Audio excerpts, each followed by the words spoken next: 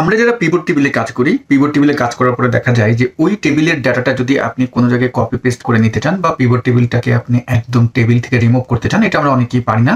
প্রয়োজনীয় টেবিলের ক্ষেত্রে কিন্তু এই সমস্যাটি ফেস করি। তো আজকের ভিডিওটিতে আমি আপনাদের সাথে পিভট টেবিলের একটি ট্রিক শেয়ার করব, যে ট্রিকটি আপনাদের অনেক অনেক কাজে আসবে। তো আপনি যদি Microsoft Excel, Word, PowerPoint এবং পাওয়ার বিআই এই সকল টুলসের টিপস এন্ড ট্রিক্স গুলো প্রতিনিয়ত পেতে চান, তাহলে আমাদের এই চ্যানেলটি সাবস্ক্রাইব করতে পারেন। আর যদি ভিডিওটি আমাদের ফেসবুক পেজে দেখে থাকেন তাহলে ফলো করতে পারেন। চলুন আমরা স্ক্রিনে গিয়ে আজকের ট্রিকটি দেখি।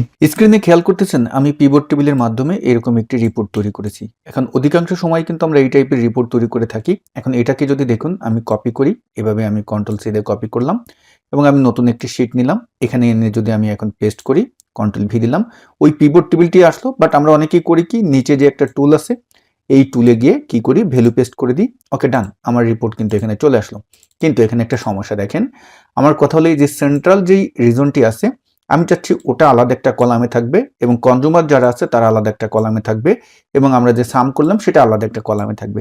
কিন্তু এখানে কিন্তু সব দেখা যাচ্ছে এক কলামে চলে এসেছে। তাহলে এটা আপনি কিভাবে করবেন? এই জন্য আপনি যেখানে পিভট টেবিলটি তৈরি করেছেন সেই পিভট টেবিলটি সিলেক্ট করবেন এবং রিবন বার থেকে ডিজাইন মেনুতে যাবেন। ডিজাইন মেনুতে গেলে লেআউট নামে যে গ্রুপটি উপরে দেখতে পারবেন, এখান থেকে রিপোর্ট লেআউটে আসবেন।